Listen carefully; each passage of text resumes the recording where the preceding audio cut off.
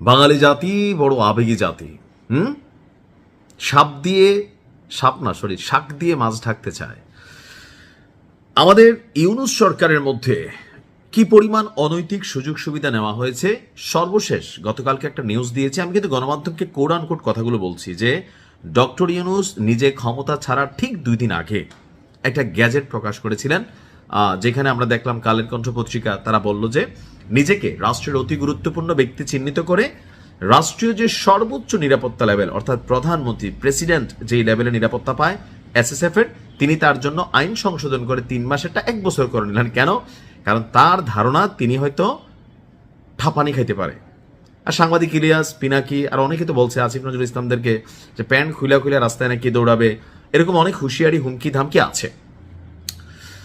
তো ডক্টর ইউনূস নিজের জন্য যেই সুযোগ রাখলেন বাকিদের জন্য রাখেন নাই। আর এখন ইউনূস সরকারের মধ্যে সবচেয়ে প্রভাবশালী ইশরাককে আরো পুরো বিএনপিকে নাকানি চুমানি গুতানি খাওয়ানি একটা ক্যারেক্টার ছিল আসিফ মাহমুদ সজীব ভুইয়া, যার বিরুদ্ধে শত কোটি টাকা তার APS এর বিরুদ্ধে দুর্নীতির অভিযোগ থাকার পরেও তৎকালীন ইউনূস গভর্নমেন্ট অর্থাৎ ইউনূস সরকারের সময় দুদক তেমন কোনো ভূমিকা রাখেনি।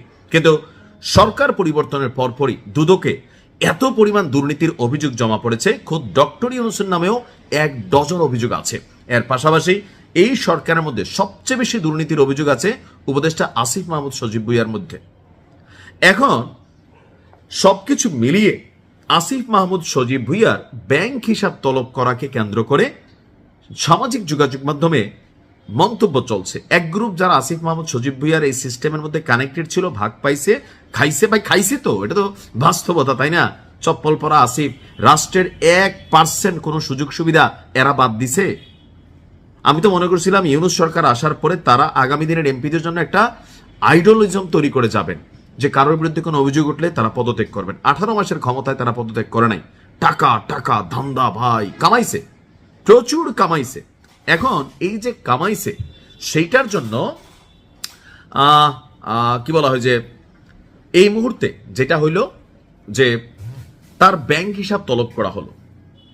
বলা হচ্ছে যে আপনার তার ব্যাংক হিসাব তলব করছে বাংলাদেশ ফিনান্সিয়াল ইন্টেলিজেন্স ইউনিট। তো গতকালকে দেশের সব ব্যাংক এবং আর্থিক প্রতিষ্ঠানের কাছে এই সংক্রান্ত চিঠি পাঠিয়েছে আপনার সরকারের পক্ষ থেকে। চিঠিতে আগামী 3 কর্মদিবসের মধ্যে আসিফ মাহমুদ সজীব ভুইয়ার ব্যক্তিগত অ্যাকাউন্টের সব তথ্য নথিভুক্ত করে আর্থিক গোয়েন্দা সংস্থা BFIU তে পাঠাতে বলা হয়েছে। তো এটা কি আসলে ধরা খাবে? না ভাই, শুনেন, একটা বাচ্চা মনে বোঝে। ধরেন যে সামান্য একজন ছিনতাইকারী শেষরা যে দুর্নীতিবাজ, সেও তার বিকাশ অ্যাকাউন্টে টাকা গ্রহণ করে না, করে লামসাম যদুমধুর অ্যাকাউন্টে। তো আসিফ মাহমুদ সজীব ভুইয়ার ব্যাংক অ্যাকাউন্ট খুঁজে নিয়ে আপনারা টাকা পাবেন।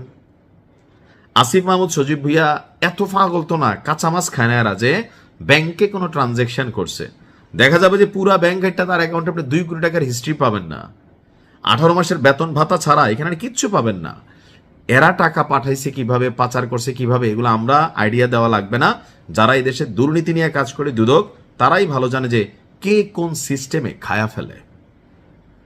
আমরা মনে করি একটা নিট অ্যান্ড ক্লিন একটা তদন্ত হওয়া দরকার। কিভাবে এদের বিরুদ্ধে যে শত শত কোটি টাকার দুর্নীতির অভিযোগ উঠলো, এমনি উঠছে, পালাইতে চেয়েছে দেশ ছেড়ে আসিফের APS, কেন? একটা সুষ্ঠু তদন্ত করে এগুলো সবকিছু জনগণের সামনে প্রকাশ করা হোক। যদি নির্দোষ মুক্ত, আর যদি দোষী হয় তাহলে টাকা বের করতে হবে। ভালো থাকুন, আসসালামু আলাইকুম।